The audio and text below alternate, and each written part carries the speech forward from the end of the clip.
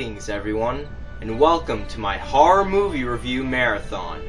I'm going to take you back to the days of silent film. Images that move on a screen. That was cool. But back then, you had to kind of create the audio yourself, in your head with your imagination. Well, right now, I'm going to take you all the way back to what's considered the first horror movie ever created. Let's check it out.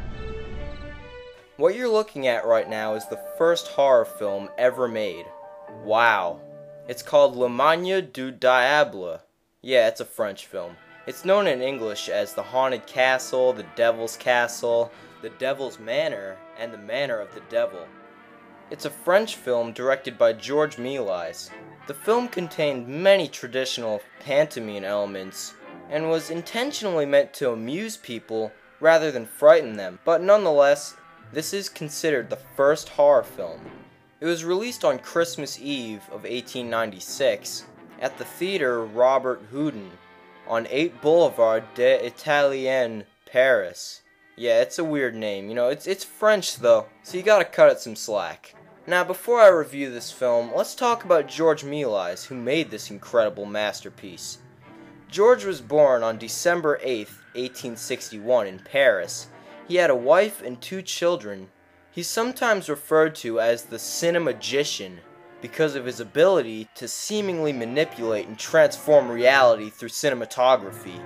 And that's ironic because he had a huge interest in stage magic. So he probably used a lot of his magician skills with him with his awesome special effects. Méliès directed 531 films between 1896 and 1913.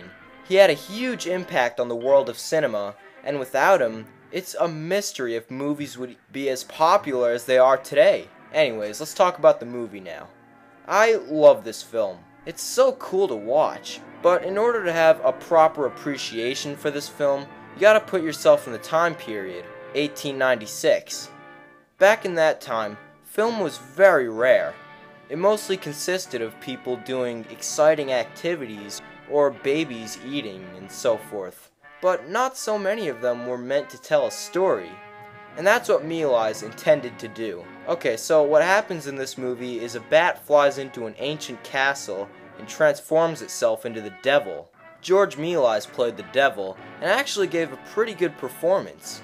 He produces a cauldron and conjures up a young girl and other various supernatural creatures, one of which brandishes a crucifix in an effort to force the devil vampire to vanish. The film has some pretty clever special effects for the time, having things appear out of nowhere, the devil going around doing all sorts of weird stuff. See, these were all new things that had never been done before.